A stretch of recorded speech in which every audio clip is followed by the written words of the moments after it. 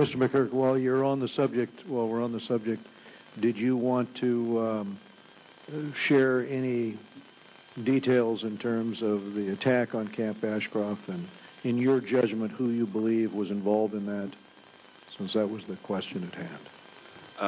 Thank you, Mr. Chairman. I think the last time I was here, I discussed what we know. We believe it was a militia. We believe the militia was trained by Iran, and that's really the primary responsibility. And we have, since that very horrific attack, we worked to get the survivors out of Camp Ashcroft, which is about 40 miles from the Iranian border, and onto Camp Liberty. Camp Liberty is not safe, but it's safer.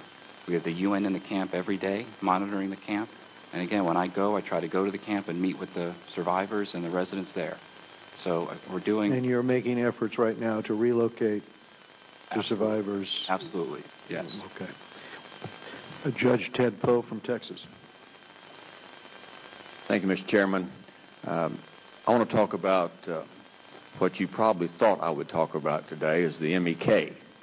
The last time you were here and you testified before my subcommittee and the chairwoman, Eliana Ross-Layton subcommittee, I made the statement that there would probably be more attacks on Camp Liberty. And unfortunately, I was correct. Camp Liberty was attacked again. 4 people killed, 7 injured. 1 young man lost both of his legs. Since 2009, there have been 7 attacks on Camp Liberty or Camp Ashcroft. During that time, 19 times members of the State Department have testified. Most of those, or many of those, were about Camp Liberty, in addition to other things. And all those attacks, to my knowledge as of today, not one person has been captured or charged with any of those killings. Not one. And they're still on the loose. As I alluded to in my testimony, I personally believe that the Maliki government is in cahoots with the Iranian government to let Camp Liberty, Camp Ashcroft, be subject to attacks. These last attacks, my understanding, were rockets came in that were 3 meters long, 40 of them. It seems impossible to me that a rogue Iranian militia could sneak those by anybody and then fire them over a period of time and cause this chaos and murder. And I bring this up for several reasons. One, it hadn't been resolved. But this has become very personal to people who live in my district. I represent people who are Iranian Americans. They know these people that are being killed. They are family. They are friends. And they come and they visit and they tell us, it's happened again, Judge Poe, with tears in their eyes. So it's become personal. Many of those people are sitting behind you, and they come up here wanting help.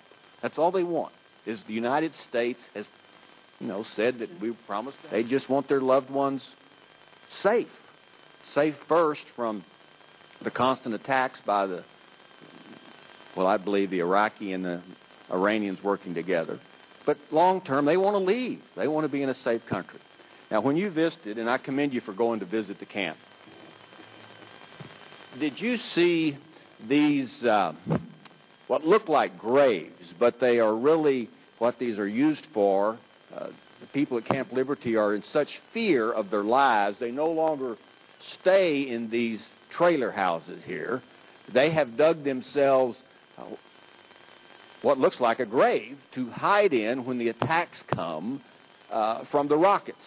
And they dig these, and they put sandbags around them, and then they're ready for the next attack.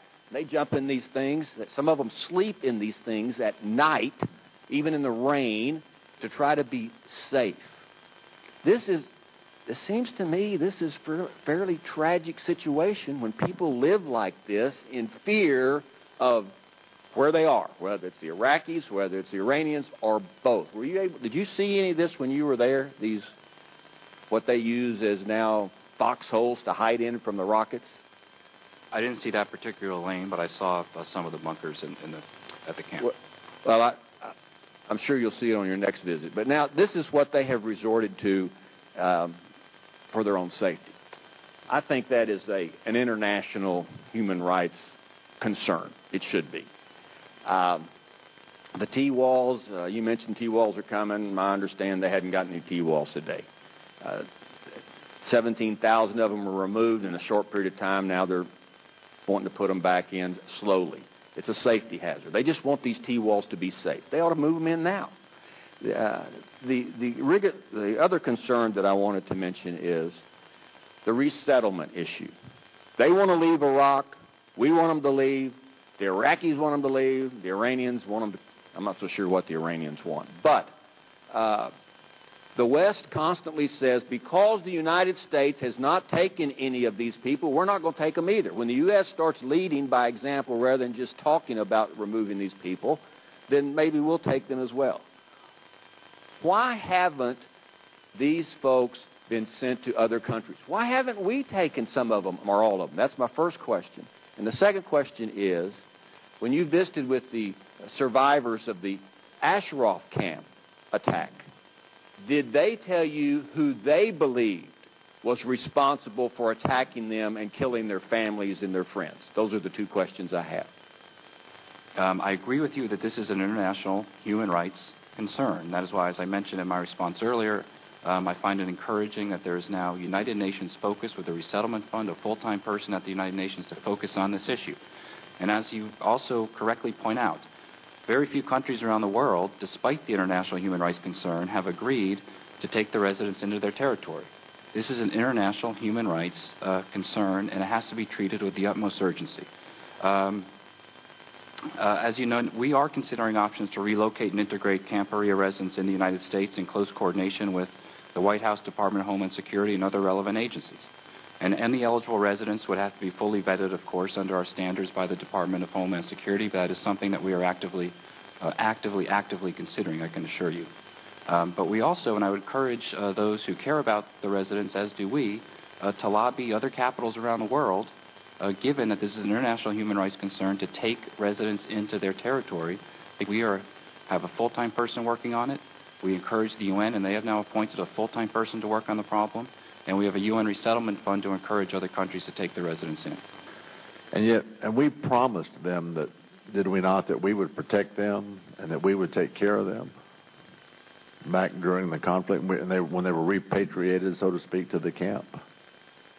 You're aware of how many of them have paid a terrific price with their lives to live there under the agreement that we made?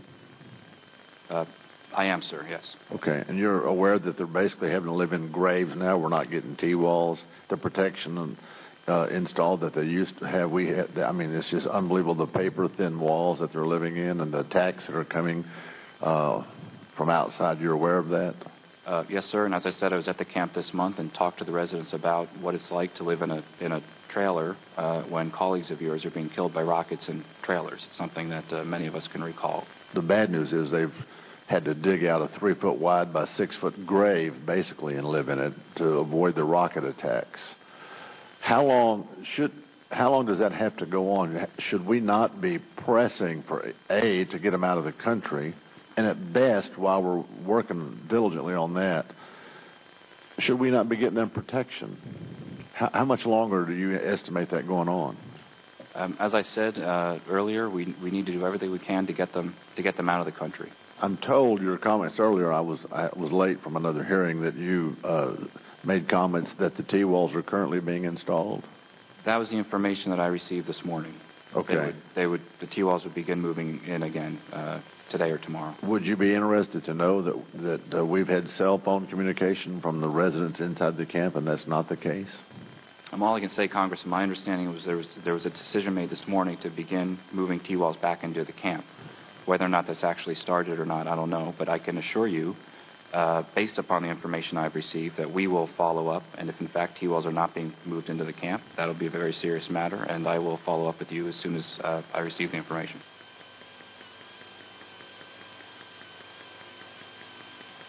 How soon?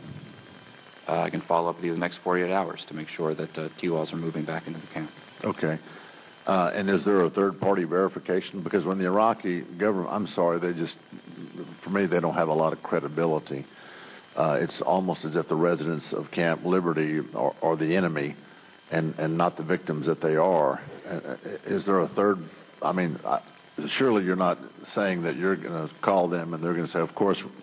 No. We will talk to our colleagues at the United Nations mission in Iraq, and the deputy there, Georgie Bouston, who is at the camp regularly, and he will be able to verify with eyes on whether or not... Well, as we watch Iraq descend, I hope you make it an extreme priority to get them out. We will do so. Thank you. Thank you.